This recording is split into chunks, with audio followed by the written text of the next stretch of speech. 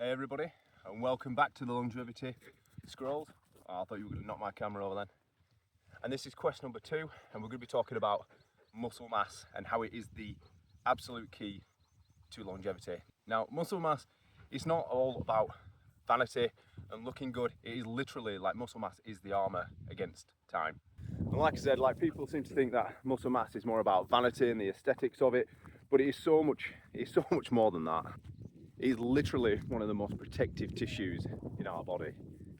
And for some reason, most modern diet approaches and people that try to coach fat loss do everything in their power to almost destroy muscle mass. They try to give you endless cardio, little to no strength training, low protein, extreme calorie restrictions. Like, why would you want to do all these things if your aim is to improve your health and be around for the long haul?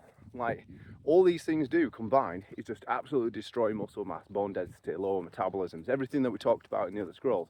It's just backwards, and especially if you're over 30, 35 years of age, you know, your body is already in that state of decline.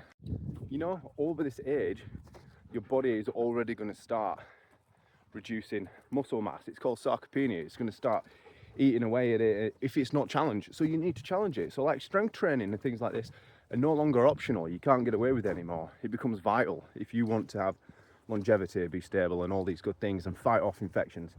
It's no longer optional. It's got to be done. You know. What are you doing?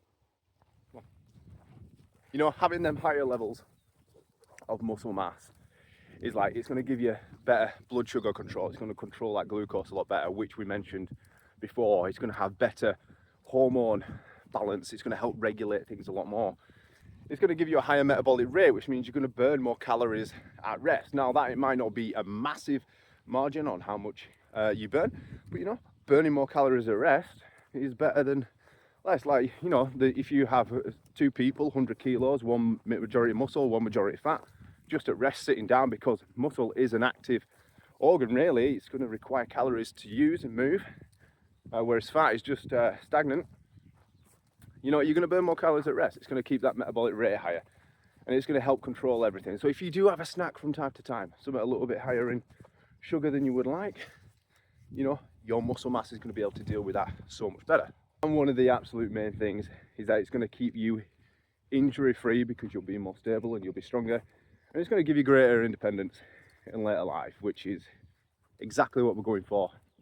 So the goal is not to become as light as possible or as frail as possible, just so you look a little bit thinner or lighter on a scale. The goal is to become stronger every single decade. Keep getting in building muscle mass, keep fighting off sarcopenia, weight bearing exercise to increase bone density so that we don't become frail.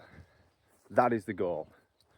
That's what we should be doing, especially. So if you are listening to anyone, any influencer whatsoever, that is talking about calorie restrictions and these sort of diets and stuff like that, or telling you, you know, what you should be doing,